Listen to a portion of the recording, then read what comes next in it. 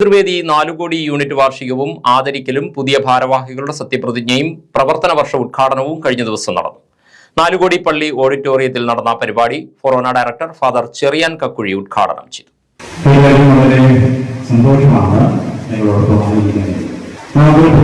സംഘടനയുടെ ശക്തമായ പ്രവർത്തനങ്ങൾ നടത്തുന്ന ഒരു യൂണിറ്റ് എന്ന നിലയിൽ ഞങ്ങൾക്ക് ഏറെ അഭിമാനിക്കാം. ഒപ്പം തന്നെ മറ്റ് യൂണിറ്റുകളുടെ മുമ്പിൽ വലിയ മാതൃക നൽകുന്ന ഒരു കൂട്ടായ്മ കൂടിയാണ്.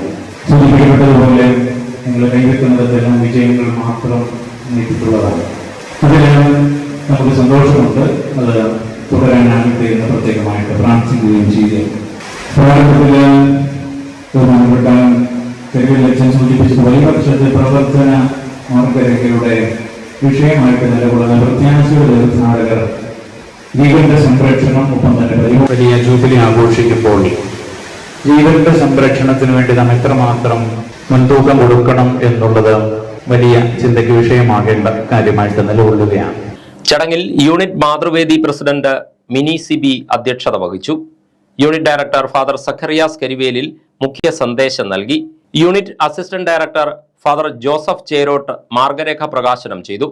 ജോഷി കൊല്ലാപുരം, സിസ്റ്റർ ലൊവീന SMI, സാലിമ ജോസഫ്, ഡാർലി ടെജി, ചിഞ്ചു മനോജ്, റിനി റിബു എന്നിവരെ ചടങ്ങിൽ ആദരിച്ചു.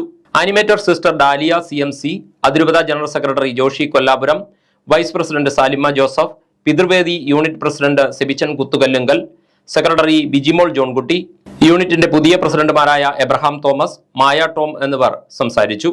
മാതൃപിതൃവേദി അംഗങ്ങളുടെ കലാപരിപാടികളും അരങ്ങേറി.